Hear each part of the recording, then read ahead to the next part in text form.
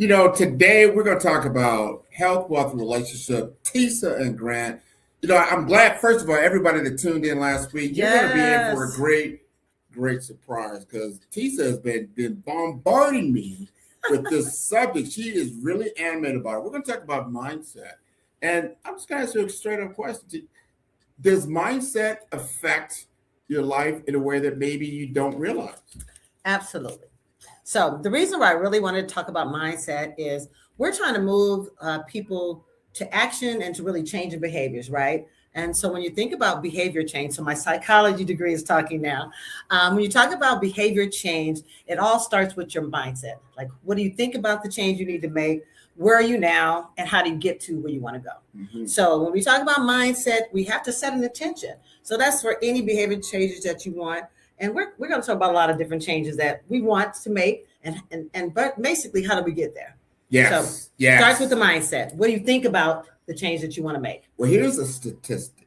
I want to start out with some facts. Okay. It's not just our opinion. Because mindset is everything, right? It is. It is. And you have to set precedent to understand where it is that we're going. So this is a stat.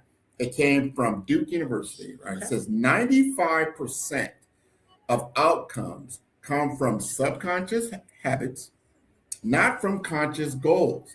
So we're about to go into the new year. We're thinking about, hey, let's set some new goals. Let's have our New Year's resolution. But we have to really think about this because if your mindset doesn't change, your behavior Right. won't change. So you can talk about all the goals you want, right? You can set a goal. I'm going to get in the gym. I'm going to lose weight. But if you don't set an intention, and let's talk about that word intention. Mhm. If you don't set an intention means you are planning to do it. You're thinking about how you're going to do it and really making that the focus, right? And so you got to set an intention. So when we talk about mindset, the first thing you need to do is set an intention. And so as we go into the new year, and even as we in the old year, we're talking about intention. So one of the first things you want to do when you're setting an intention is catching yourself where you are, meeting yourself where you are, right? And so as we're wrapping up an old year and going into a new year, let's do a self-evaluation on 2025, right? Everybody set probably a New Year's resolution in 2025, right? All you guys, I'm going to lose weight. I'm going to be more active. I'm going to eat better. And I guess the question is, how'd you do? did you meet your goals? Did you? How long did you get in that gym before you faded out? And so let's recap 2025. First of all, before you set your intentions for 2026, see how you did. Meet yourself where you are. What you said is that because now you have a body of work. Mm-hmm. You've got 2025. We're in December. You can rewind that clock. What were you thinking about? January, let's call it Q1, January through March. Then what really happened, from April through into the summer, then the summer and the fall. And here we are, we're in winter. And it goes quicker than people realize. And I hate to throw all these stats out, but this is a stat. It just floored me. It says only 8% of people achieve their stated goals. 8%. So that's not a lot, y'all. 8%.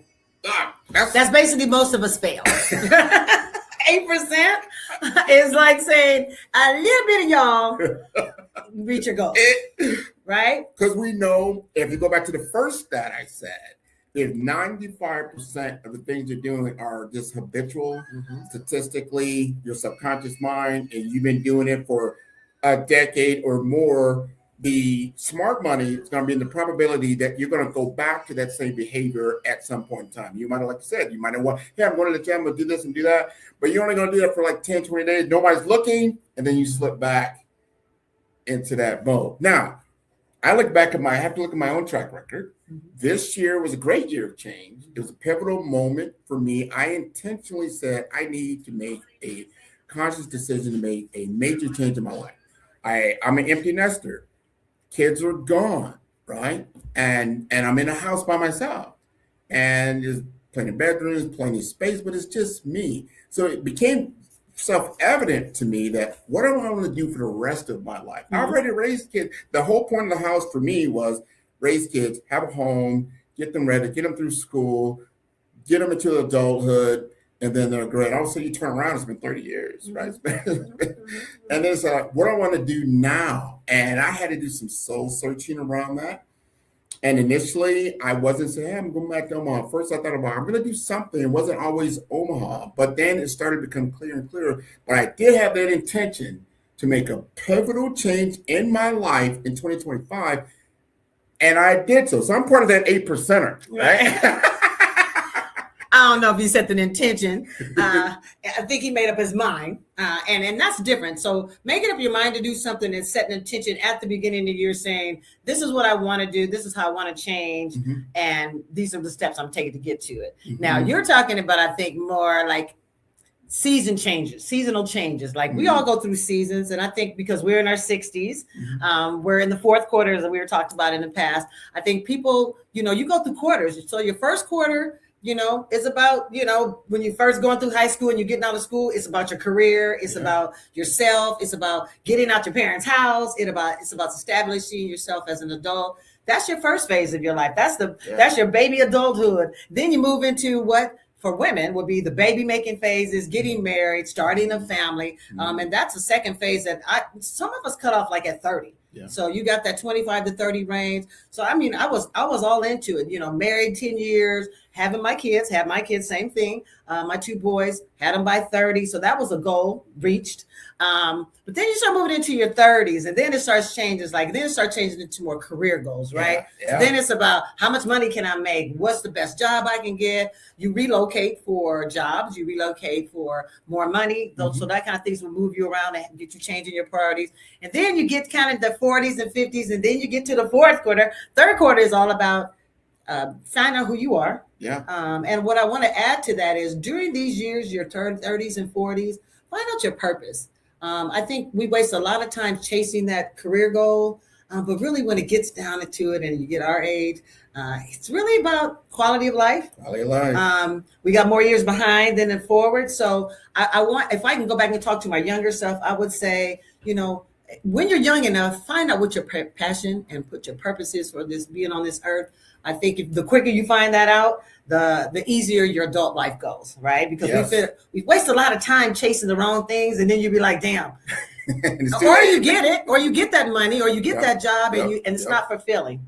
The things that fulfill you in life is your purpose and your passion. So if I can give any advice to younger people, I would say seek those things out earlier in life. I agree with you 100%. I'm Mr. Stat Guy today. And I'm telling you, this third stat was just another flurry of things. It says 80%, because we're talking about health, wealth, and relationships. Right? We already talked about mindset a little bit and making pivotal changes and being intentional about it and understanding that you really got to get deep. But 80% of health outcomes are driven by lifestyle, not medical care. Wow, imagine that.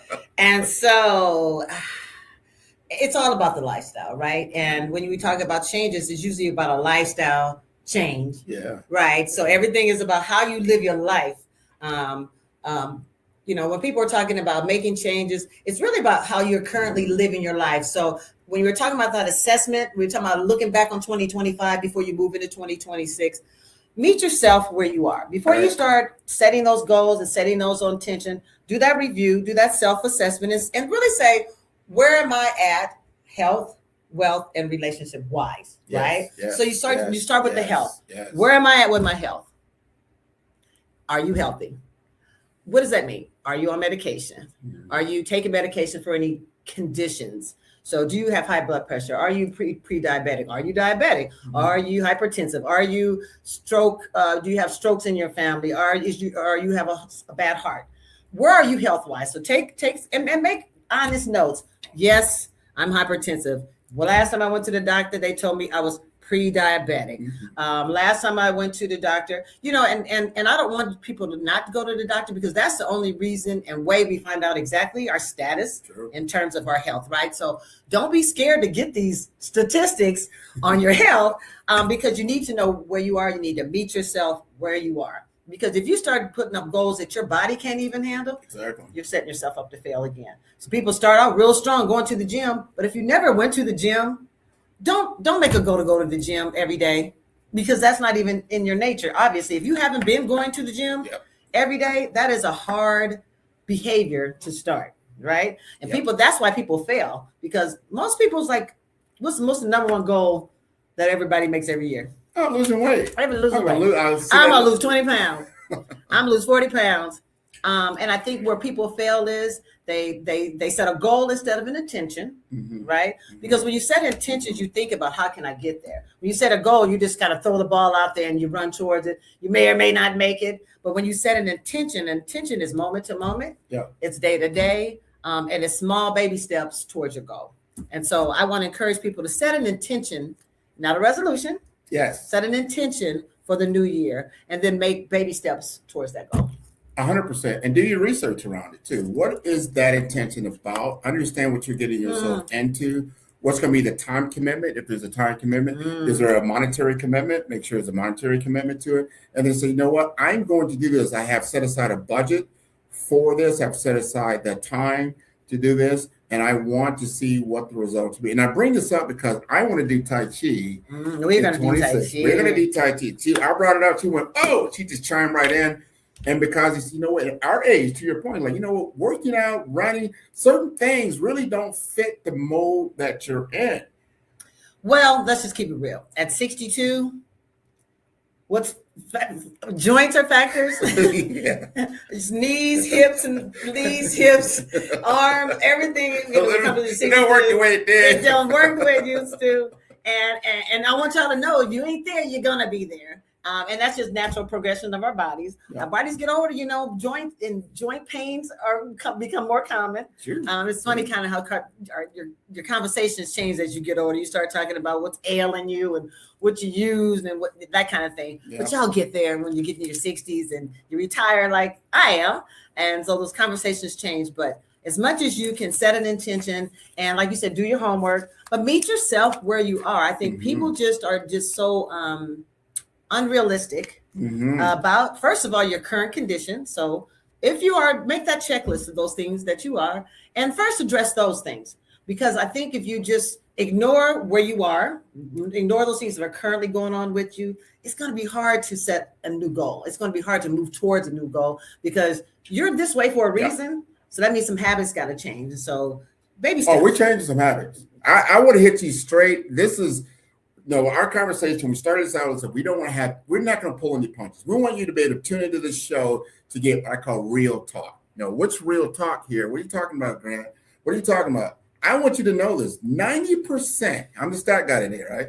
90% of chronic illness costs are preventable with mindset and behavioral changes. That means we can impact our health outcomes.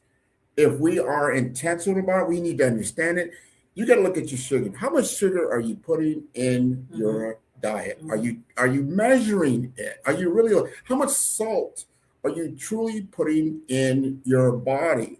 These are the things that are causing chronic, and I'll defer to you because you deal with this so every day. You see the outcomes of this. What do you think about that?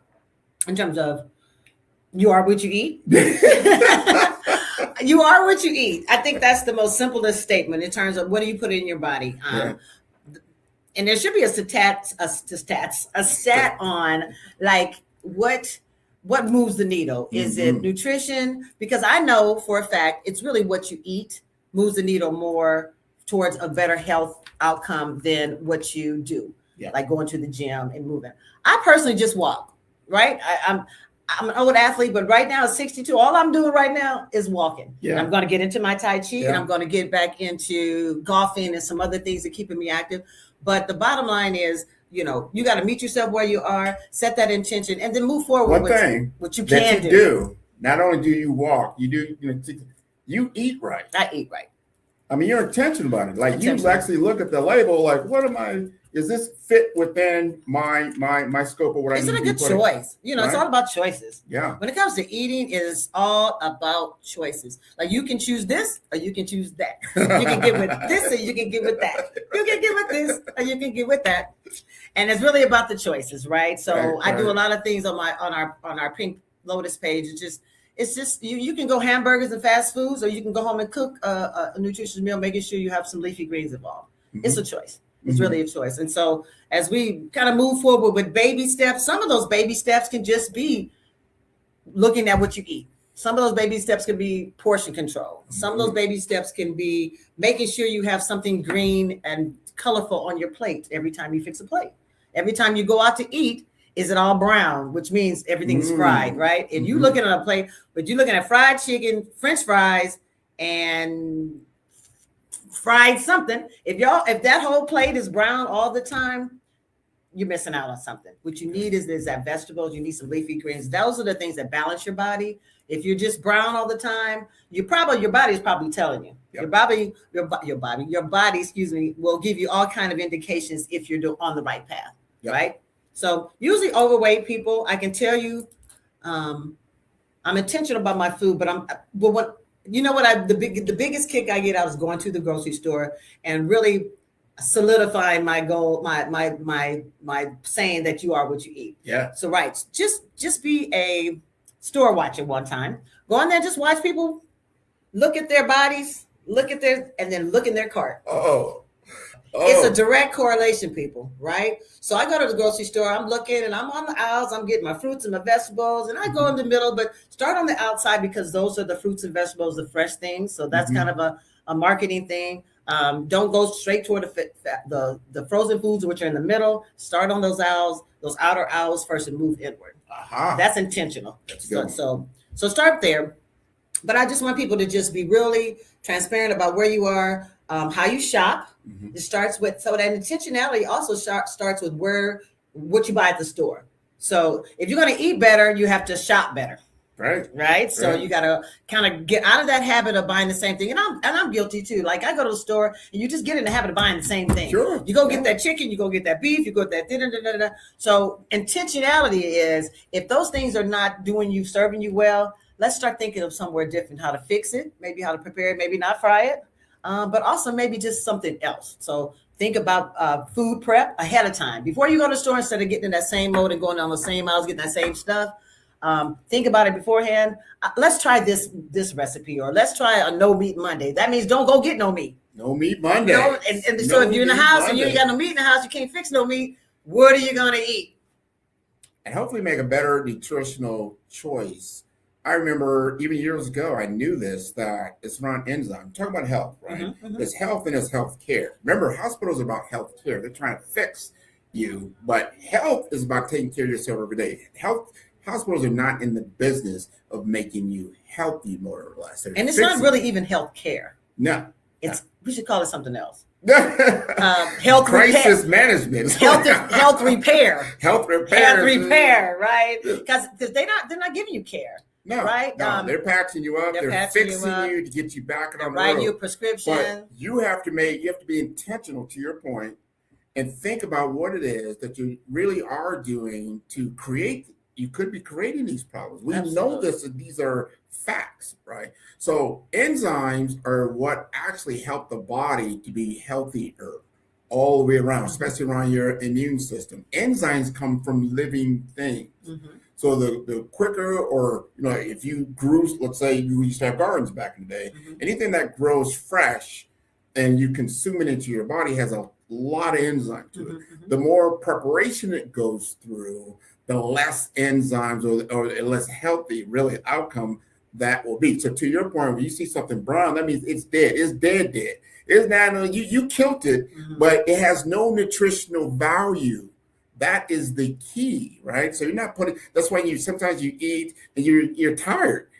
When you eat, you should be energized. So what kind of food are you consuming that's energizing you? You should be like, all right, man, I'm ready to do something, because you're energizing yourself. So if you're feeling the opposite, that is a good sign to truly look at what it is that you're consuming that's not good for you, and try to find those foods that are going to really put you on the other side of the ball. That's right. Do your homework on fruits and vegetables. They do give you energy. They do give you the things that you need in terms of vitamins and things like that makes your body work at an optimal thing, an optimal space, instead of, and if you really think about it, when you go through a fast food restaurant, if you think about how you feel like 2 hours later, some people get sick. I literally get sick anymore because I haven't done fast food in so long. So if I do stop at a McDonald's or get a burger, or just have a crazy whim and stop somewhere and get some fast food, I guarantee you, hours later, if not the next day, my stomach is like, what the hell? because first of all, it's not used to it, but it's actually putting some chemicals and some stuff in my body that's not making it feel good. It's not doing my body good, right? So I stopped doing fast food. My son will tell you he hates it, but if you can't sit down, then we ain't going in. 100%. If you can't sit down, then don't. No, but you made it a lifestyle choice. Yeah. And you created time for yourself. A lot of times people say, I don't have time. I don't have time to sit down and have a meal. But you got to understand the outcome that you're building yourself up to. So if you're just driving through going through the drive-through because you can get something quick, but you understand you're not really filling up on anything that's truly nutritious for you. That could be a stopgap, get something small, get something quick. But you have to understand long-term, over time, it's going to have a problem. Now, this other stat, and I love this stat because it goes into what we're talking about, mindset, right? Growth mindset. People with a growth mindset improve their outcomes by 30 to 50% more than fixed mindset individuals. Growth. Let that set in. Yep. Growth. Right? A growth mindset. Growth and fixed. Status quo. I'm just going to keep doing the same thing. And guess what? You get the same result. If you do not want the same result, you don't want to go back, look at 2024 and you're at 2025 and you haven't seen any measurable change, you have a fixed mindset. And if you want to have change, then you know what? I've got to start thinking differently, feeling differently about myself and my surroundings. And then you start doing things differently. Yeah, if you have a fixed mindset, I'd say you probably are not growing. People got to realize you'll grow until you die. And if you're not growing, then you're dying, right? So growth is ongoing. I'm still learning at 62, all kind of stuff. I'm still learning how to be the best person I can be, how to be the healthiest person I can be, and how I can impact my community. I'm at a point where I'm trying to impact my community, and how can I do that? So starting Pink Lotus for being a breast cancer survivor is just one of the things, but I've always been involved in my community and trying to make it a better community. And so that's something that I don't know if it's a passion that I found a long time ago, but I come from parents who were very community connected, making a difference. I have so many testimonies from my friends about the impact that my parents made in their lives. And so I've come from that type of stock. And that's something I want people to also do. Leave a legacy of good health and service to your community. I got that from my parents. And so if you are a person that serves or that feel a need to serve, teach that to your kids. We really need to somehow connect our kids back to the community, teach them to volunteer, teach them to go help an old person. When we were youth in the church, we had to, this time of year, we'd be caroling at the old folks' homes, right? We got to our youth group, we would go caroling at the old folks' homes. But we did that stuff from when I was a kid to out of high school. So, but that's involved in the church, that's involved in the youth group. And so get your kids involved. If they're not in a church, a youth group, something that's involved in doing something for their community, that connects them to their community. And that just, when they get our age, they can be the change makers. They can be making the difference in their community. Yeah. So on those same lines as mindset, talking about mindset, you cannot talk about mindset, I don't believe, especially in this time of year, people get depressed. There's depression because the relationships they used to have. The relationships. Christmas doesn't mean the same anymore. The people are gone, kids have grown up, but it can lead to depression, loneliness, and you had a fatalistic type attitude. This type of mindset will go to you're not eating well, so it can lead to obesity. You start you're smoking cigarettes and things like that are just not good for you. You're consuming way too much alcohol and other things, but they all stem top up. If you talk to a psychologist or people that are in the mental health world or drug abuse world, they'll tell you a lot of that stems from depression. You and you're the first person probably ever that I've heard say this. But you talk about self-love, and you have a self-love day or self-care day that you do. Talk about that. Well, let me connect that to when you were saying depression and seasonal woes, I want to call them. So for even personally, like both of my parents passed around Thanksgiving. And so this time of year is hard for our family. And so as you get away from the grief, first of all, I would encourage everybody to get grief counseling. Know the stages of grief. Know that it's no right time to grieve. My parents have been gone 5, 6, and 8 years now. And there's going to be moments. And so it's better now. And so I would never say I went into a depression, but some people do. Yeah. Some people cannot get along without that other person in their lives. I would say seek grief counseling, seek any kind of therapy for depression. If you're getting to a point where the depression is making you not get out the bed, not function, it's a heavy burden where you're starting to feel like self-harm or a disconnect to the world, that's really depression. So get some help. I would say seek some help for that. If you see somebody in that state of mind, encourage them to get help, to talk to somebody. It really helps to talk about grief, to really reminisce about that person, but just people to understand the cycles. You're going to have times where you're going to cry for absolutely no reason. And that's just part of the grief cycle. Things will trigger you. And so I would say seek help during this time. If you are feel like you're in that state of mind, or if you are really low and not feeling joy during this season, seek some help for that. Definitely get grief counseling if people have passed and you are still very much in that dark piece of grieving.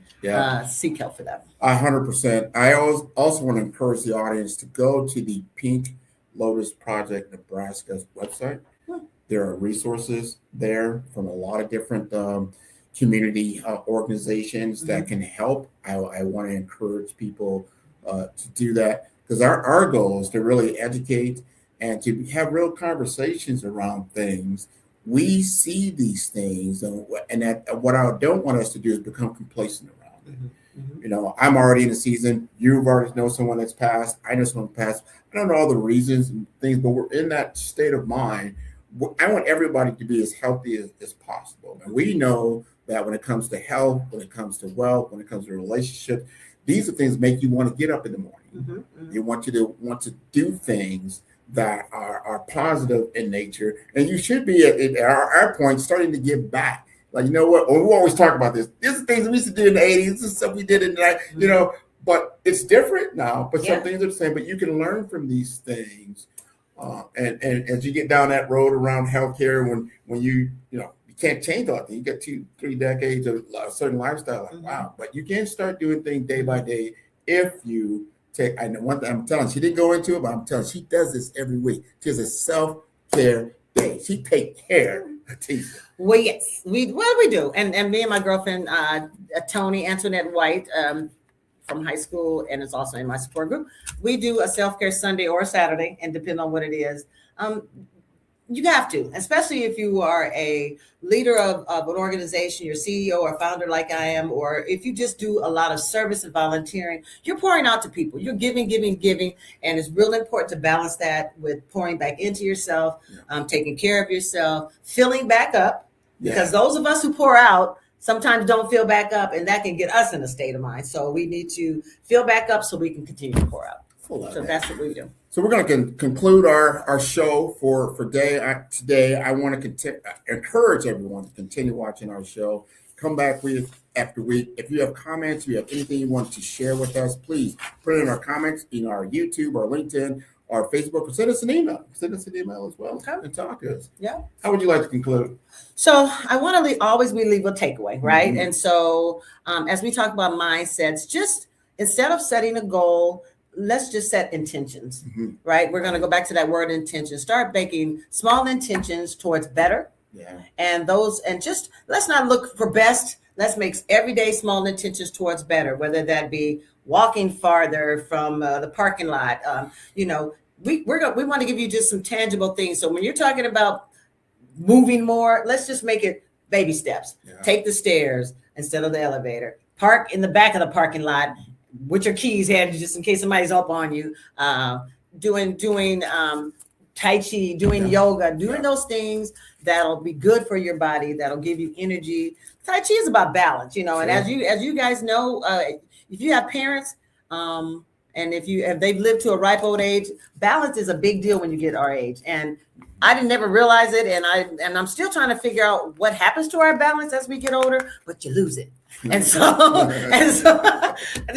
and we're gonna make joke of all the things that old people do. Yeah. And get because Yeah. I want to get y'all ready. Yeah. And you got to be able to laugh at it because it's natural. True. These are natural things Yeah. that happen. But balance does go as you get older. So we were talking about Tai Chi because we want to be balanced. We want to Sure. be, Yeah. you know, moving in a graceful way and probably eliminate some of the falling and that just get that balance together as we get older. Because you get the blood flow. And we're you get some practicing. breath work. We're practicing balance. Get some flow. So I'm looking for, you're going to see me like Brent looking different in 2026. All right. He don't know weekly. nothing about that Tai Chi. Not yet. I will. Believe me. Thanks again for tuning in. Leave your Appreciate comments. you. We appreciate you. Oh, yeah. Peace.